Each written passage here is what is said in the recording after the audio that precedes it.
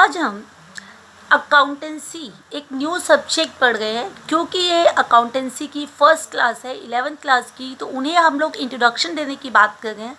Accountancy is the subject and account is the system कि accounts आप maintain करते हैं और accounting is the process of making the account. तो आपको अकाउंटेंसी में अलग अलग टाइप के अकाउंट्स बनाना सीखना है और इसी प्रोसेस को आप कहते हो अकाउंटिंग।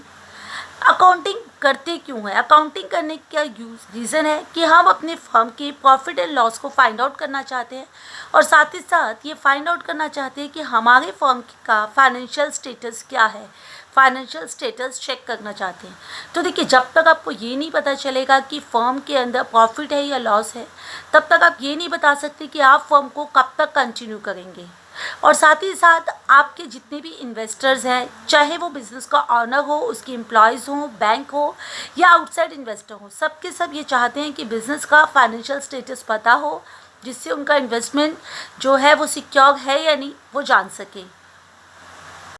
अब हमने बात की थी कि accounting is the process of making the accounts, ठीक है। लेकिन अकाउंटिंग में हम करते क्या हैं? देखिए, अकाउंटिंग इज़ अ आर्ट, इसे आर्ट भी कहते हैं। रीज़न इज़ दिस कि हम जो अकाउंटिंग करते हैं उसके लिए प्री डिटरमाइंड पर्पस होता है, यानी कि हमारा पर्पस पहले से हमें पता है कि हम बिज़नेस के profit and loss find out करने के लिए, उसका फाइनेंशियल स्टेटस फाइंड आउट करने के लिए अकाउंटिंग कर रहे हैं। But accounting is also a kind of science. इसे साइंस इसलिए कहा जाता है क्योंकि इसे करने के लिए हम कुछ बेसिक प्रिंसिपल्स, रूल्स को फॉलो करते हैं। तो अकाउंटिंग की डेफिनेशन क्या हुई कि accounting is an art of recording, classifying, summarising all the monetary transactions and interpret the result thereof. तो सबसे पहले देखिए, अकाउंटिंग में क्या करते हैं। सबसे पहला काम होता है अकाउंटिंग में जितने भी मॉनेटरी ट्रांजेक्शंस है। ट्रांजेक्शंस क्या है? लेन देन, यानी कि आपने कोई चीज़ के लिए पेमेंट किया, पेमेंट रिसीव किया, वही आपके पास मॉनेटरी ट्रांजेक्शन, यानी कि वो सारी ट्रांजेक्शन्स, वो सारी चीज़ें जहाँ पर मनी इन्वॉल्व होगी, that is called monetary transactions. तो उन सब को सिर्फ मॉनेटरी ट्रांजेक्शन्स ही हम अकाउंट्स में रिकॉर्ड कर सकते हैं अकाउंटिंग करते वक्त। तो सबसे पहला काम होता है हम उन्हें रिकॉर्ड करते हैं। अब रिकॉर्ड करते हैं तो रिकॉर्ड करने की जो बुक्स होती है उसे आप बोलते हो जर्नल प्रॉपर। तो आपने वहाँ पर बुक्स में रिकॉर्ड किया। रिकॉर्ड करने के बाद उन्हें अलग अलग अकाउंट हेड्स में आप उसको क्लासीफाई कर देते हो, अलग अलग हेड्स में डाल देते हैं। जैसे कि कैश के लिए अलग हेड बनाओगे आप, रेंट के लिए अलग आपने हेड बनाया, परचेजिंग के लिए अलग किया आपने, सेल के लिए अलग हेड बनाया। और वही क्लासिफिकेशन हम करते हैं लेजर में। लेजर में करने के बाद हर अकाउंट का टोटल करके आपके पास एक बैलेंस आता है। उस बैलेंस को हम समराइज़ करते हैं। चीज़ समराइज़ करने के लिए जो हम यूज़ करते हैं table, that is called trial balance. तो ट्रायल बैलेंस में हर अकाउंट का हम बैलेंस डाला करते हैं और उसके बाद ट्रायल बैलेंस से वो बैलेंसेस लेकर हम ट्रेडिंग अकाउंट ऑफ P&L यानी कि प्रॉफिट एंड लॉस अकाउंट बनाते हैं, जहाँ से हम रिज़ल्ट इंटरप्रीट करते हैं कि बिज़नेस को पर्टिकुलर ईयर के अंदर प्रॉफिट हुआ या लॉस। और उसके बाद हम फाइनेंशियल स्टेटस फाइंड आउट करने के लिए बैलेंस शीट भी बनाते हैं। तो रिकॉर्डिंग करने के लिए हम जिस बुक्स का यूज़ करते हैं they are called books of original entry या जर्नल प्रॉपर। उसके बाद हम उसे, मैंने कहा था कि अलग अलग अकाउंटिंग हेड्स में क्लासीफाई करते हैं और ये काम हम करते हैं लेजर में। समराइज़ करने के लिए मैंने कहा था आपको कि ट्रायल बैलेंस बनाएंगे जिसमें अलग अलग अकाउंट्स का बैलेंस डाला जाएगा और उन्हीं बैलेंस का यूज़ करके हम रिज़ल्ट को इंटरप्रीट करते हैं। और इंटरप्रीट करने के लिए हम बनाते हैं ट्रेडिंग अकाउंट और profit and loss account. Business का फाइनेंशियल स्टेटस चेक करने के लिए हम बनाते हैं बैलेंस शीट। उसके बाद देखिए, ये बिज़नेस में जब आपने रिज़ल्ट को इंटरप्रीट कर लिया तो हम इसे कम्युनिकेट करते हैं इसके यूज़र्स के लिए। तो यूज़र्स कौन है? बिज़नेस का ऑनर होगा, बिज़नेस के इन्वेस्टर्स होंगे, उसके बाद बिज़नेस के क्रेडिटर्स हैं, बिज़नेस के एम्प्लॉयज़ हैं। तो बहुत सारे लोग बिज़नेस में जो उस बिज़नेस से जिनको बेनिफिट होता है वो सारे के सारे उसके यूज़र्स हैं, जिन्हें रिज़ल्ट जो है वो कम्युनिकेट करना होता है। उसके बाद दूसरी इम्पॉर्टेंट काम है कि हम प्रैक्टिकल स्टार्ट करने से पहले कुछ इम्पॉर्टेंट टर्म्स को समझ लेंगे तो प्रैक्टिकल टर्म्स में सबसे पहले ज़्यादा यूज़ होता है हमारे पास में कैपिटल। क्या होता है कैपिटल? किसी भी बिज़नेस को स्टार्ट करने के लिए हम उसमें कुछ अमाउंट को इन्वेस्ट करते हैं। उस अमाउंट से हम मशीनरी, लैंड ये सब परचेज़ करते हैं। उसके लिए हमने फर्नीचर परचेज़ किया, सामान परचेज़ किया। सामान जिस चीज़ का हमारा बिजनेस है, दे आर कॉल्ड गुड्स, तो वो सब परचेजिंग करेंगे, रेंट वगैरह पे करेंगे, तो वो सारी चीज़ें हम अपने कैपिटल से करते हैं। तो कैपिटल क्या है? जो अमाउंट बिजनेस में उसके ऑनर ने इन्वेस्ट किया, दैट इज़ कॉल्ड कैपिटल। और कैपिटल निकालने के लिए हम करते हैं एसेट्स माइनस लायबिलिटी। अब एसेट माइनस लायबिलिटी, लेकिन एसेट और लायबिलिटी होता क्या है? तो सबसे पहले हम बात करेंगे एसेट की। तो एसेट क्या है? बिजनेस की प्रॉपर्टी। बिजनेस की प्रॉपर्टी जिसका यूज़ हम करते हैं कैश को गेट करने के लिए, कैश लेने के लिए, या वो सारे बेनिफिट जिनका यूज़ हम फ्यूचर में बिजनेस के लिए करते हैं, वो सारे के सारे एसेट्स होते हैं।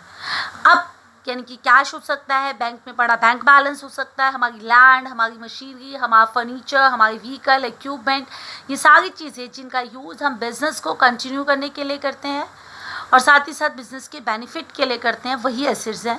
एसेट्स को आप 2 टाइप्स में डिवाइड कर सकते हो। एक होता है आपके पास में नॉन करंट एसेट और दूसरा होता है आपके पास में करंट एसेट्स।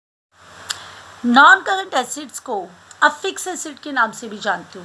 क्या होते हैं non current asset? Non current assets का मतलब है those assets which are use for more than 1 year, यानी वो सारे के सारे एसेट जिसको आप 1 ईयर से ज़्यादा यूज़ करते हो, जिनका बेनिफिट आपके पास मोर देन 1 ईयर होगा, वो सारे के सारे आपके नॉन करंट एसेट्स होंगे, फिक्स एसेट होंगे।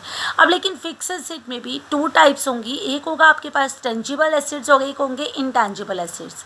टेंजिबल एसेट्स वो एसेट्स है विच कैन बी टच और सीन, यानी कि वो सारे एसेट जिनको आप टच कर सकते हो, देख सकते हो, वो सारे टेंजिबल एसेट्स हैं।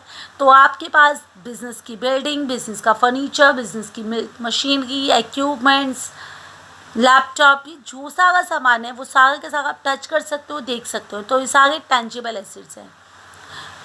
दूसरी साइड वो सारे एसेट्स जिन्हें आप ना तो टच कर सकते हो, ना देख सकते हो, फील नहीं कर सकते, वो सारे के सारे इनटेंजिबल एसेट्स हैं। अब इनटेंजिबल एसेट्स क्या हुए? गुडविल। गुडविल मतलब बिजनेस की रेपुटेशन। तो देखिए, हर कोई जब बिज़नेस स्टार्ट करता है तो उसकी कोई रेपुटेशन नहीं होती। धीरे धीरे बिज़नेस को कंटिन्यू करते करते हम उसकी रेपुटेशन को जो है मेंटेन करते हैं। लेकिन जैसे बड़े बड़े ब्रांड्स की अगर बात करें तो हम उसके आउटलेट्स भी खोल सकते हैं, जैसे कि हम मैकडी का, पिज़्ज़ा हट का, किसी का भी आउटलेट खोल सकते हैं। इन सारे बिजनेस की ऑलरेडी मार्केट में एक रेपुटेशन है, तो उसके लिए जब हम उनका नाम यूज़ करते हैं बिजनेस के लिए, उनकी वैल्यू यूज़ करते हैं, गुडविल यूज़, तो वो गुडविल है आपके पास। और उस गुडविल को जब हम यूज़ करते हैं तो उसके लिए हमें उन सारे ऑनर्स को जिसका हमने नाम यूज़ किया है उसे वो पेमेंट करना पड़ता है, यानी कि गुडविल को भी हम मॉनेटरी टर्म्स में रियलाइज्ड करते हैं। दूसरी बात करते हैं हम ट्रेडमार्क की। ट्रेडमार्क आप सबको पता है, सबका एक लोगो है, कोई भी किसी का और का ट्रेडमार्क यूज़ नहीं कर सकता। जैसे नेस्ले का अपना, कैडबरीज का अपना, सबका अलग अलग ट्रेडमार्क होता है। ऐसे ही कॉपीराइट की बात करते हैं तो कॉपीराइट हम बात करते हैं चैनल्स के अपने कॉपीराइट्स हैं। कोई भी किसी दूसरे चैनल का प्रोग्राम किसी दूसरे चैनल पर नहीं दिखा सकता। फॉर एग्जांपल सोनी के प्रोग्राम स्टार या जी पर नहीं देख सकते हो आप। ऐसे ही किसी और सिंगर का जो है आपके पास सॉन्ग या म्यूजिक एल्बम कोई और सिंगर नहीं गा सकता विदाउट द परमिशन। बाद हम बात कर रहे थे करंट लायबिलिटीज़ की। करंट लायबिलिटी वो सारी लायबिलिटीज़ होती हैं जिनका बेनिफिट सिर्फ 1 ईयर तक रहता है, या ठीक है, like cash, bank balance, prepaid expenses. अगर हम बात करें प्रीपेड एक्सपेंसेस की, तो जिन चीज़ों के लिए हम ऑलरेडी पे करके उनका यूज़ करते हैं, जैसे कि DTH रिचार्ज होगा, हमारा प्रीपेड मोबाइल कनेक्शन है, तो उन सब के लिए हम पहले से पेमेंट कर देते हैं और उनका बेनिफिट हमें उसके बाद मिलता है। तो ये सारी चीज़ें जिनके लिए हम पेमेंट कर देते हैं और सर्विसेज का यूज़ हम बाद में करते हैं, वो सारे के सारे हमारे करंट एसेट्स होते हैं। दूसरी चीज़ हम बात करते हैं लायबिलिटीज़ की। लायबिलिटीज़ का मतलब है कि अमाउंट जो कि हमें आउटसाइडर्स को देना है, ठीक है, जो अमाउंट हमें आउटसाइडर्स को देना है, दैट इज़ कॉल्ड लायबिलिटी। वो लोन हो सकते हैं हमारे, वो बिल्स पेबल हो सकते हैं। बिल्स पेबल का मतलब है आपने किसी से सामान परचेज़ किया है, गुड्स परचेज़ किया है, वो भी क्रेडिट पर, तो उसके लिए उसने आपको बिल इशू किया है, तो बिल्स पेबल है। क्रेडिटर्स वो लोग होते हैं जो आपको उधार में सामान देते हैं बिजनेस का। लाइबिलिटी भी दो टाइप की होती है, करंट लाइबिलिटी और non current liability. Current liability वो लाइबिलिटीज़ हैं जिन्हें आप 1 ईयर में पे कर देते हो, यानी विद इन 1 ईयर जिन लाइबिलिटीज़ को हम पे कर देते हैं वो हमारी करंट लाइबिलिटी है। जैसे कि शॉर्ट टर्म लोन हो सकते हैं, हमारे आउटस्टैंडिंग एक्सपेंसेस हो सकते हैं। आउटस्टैंडिंग एक्सपेंसेस का मतलब है वो सारे एक्सपेंसेस जो ड्यू तो हो गए हैं लेकिन जिनकी पेमेंट नहीं की, लाइक इलेक्ट्रिसिटी बिल्स हो सकते हैं, हमारी सैलरी हो सकती है, रेंट हो सकता है, जो ड्यू होने के कुछ टाइम के बाद हम पे कर देते हैं। तो जितनी लाइबिलिटी हम विद इन ईयर पे करेंगे वो हमारी करंट लाइबिलिटीज़ होंगी। बैंक ओवरड्राफ्ट भी करंट लाइबिलिटी ही है। Non current liabilities, those liabilities which are paid in more than 1 year, जो एक से ज़्यादा टाइम के बाद पेमेंट करने वाले हैं हम जिनकी, उन्हें हम बोलते हैं नॉन करंट लाइबिलिटीज़। जैसे कि हम बैंक लोन्स लेते हैं, लॉन्ग टर्म्स लोन्स है हमारे, वो नॉन करंट लाइबिलिटीज़ है। अब आता है ड्राइंग। ड्राइंग का मतलब है the amount withdrawal bye honour for personal expenses, यानी कि ऑनर अपने पर्सनल खर्चों के लिए जो अमाउंट बिजनेस से निकालता है वो ड्राइंग कहलाएगी। फिर है रिसेप्ट। रिसेप्ट का मतलब होता है रिसीविंग, यानी कि इनकमिंग ऑफ कैश। जब जब कैश आता है, इनकमिंग होती है कैश की, रिसीविंग होती है कैश की, दैट इज कॉल्ड रिसेप्ट।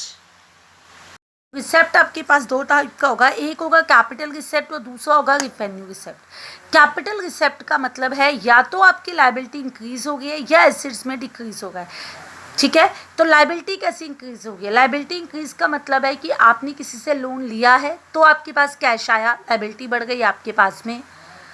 ठीक है, या आपने एसेट्स को सेल आउट कर दिया, आपने अपने एसेट्स को सेल किया तब भी आपके पास कैश आएगा। तो जब भी आपके पास लायबिलिटी इंक्रीज हो या एसेट जो है वो डिक्रीज होगी तब आपके पास कैपिटल रिसेप्ट आएगा।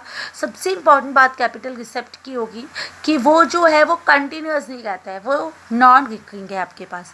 दूसरा होता है आपके पास में रिवेन्यू रिसेप्ट। रिवेन्यू रिसेप्ट का मतलब है जो रेगुलर बेसिस पर होगा, रेगुलर बेसिस पर होगा पहली बात। दूसरी बात, ना तो इससे आपकी लायबिलिटी कम होने वाली है और ना ही आपकी एसेट्स जो है इंक्रीज होने वाली है। जैसे कि आपने गुड्स को सेल किया, ठीक है, वो रिवेन्यू रिसेप्ट है, या आपके पास में रेंट आप रिसीव करते हो, वो भी रिवेन्यू रिसेप्ट ही हो। अब आता है एक्सपेंडिचर। एक्सपेंडिचर का मतलब है आउट गोइंग ऑफ मनी। जब जब आपका मनी खर्च होता है, स्पेंडिंग होती है मनी की, तो हम उसे एक्सपेंडिचर का नाम देते हैं। एक्सपेंडिचर भी आपके पास रिसेप्ट की तरह दो टाइप का होता है, एक कैपिटल एक्सपेंडिचर और एक होता है रिवेन्यू एक्सपेंडिचर। कैपिटल एक्सपेंडिचर का मतलब है या तो आपकी लायबिलिटी डिक्रीज हो गई है या फिर आपके एसेट्स इंक्रीज हो गए हैं। अब देखिए, लायबिलिटी डिक्रीज का मतलब है कि आपने अपने लोन की रीपेमेंट कर दी है तो आपके पास कैश कम हो गया है, या आपने एसेट्स को परचेज किया है, यानी मशीनरी खरीद ली, लैंड खरीदा, बिल्डिंग खरीदी, इक्विपमेंट्स खरीदे, तो भी आपका कैश चला गया, लेकिन ये रेगुलर बेसिस पर नहीं होता। उसके अलावा जब हम बात करते हैं रिवेन्यू एक्सपेंडिचर की, तो ये रेगुलर बेसिस पे होता है और इसकी वजह से ना तो आपके एसेट्स में कोई चेंज आता है और ना ही आपकी लायबिलिटीज़ में कोई।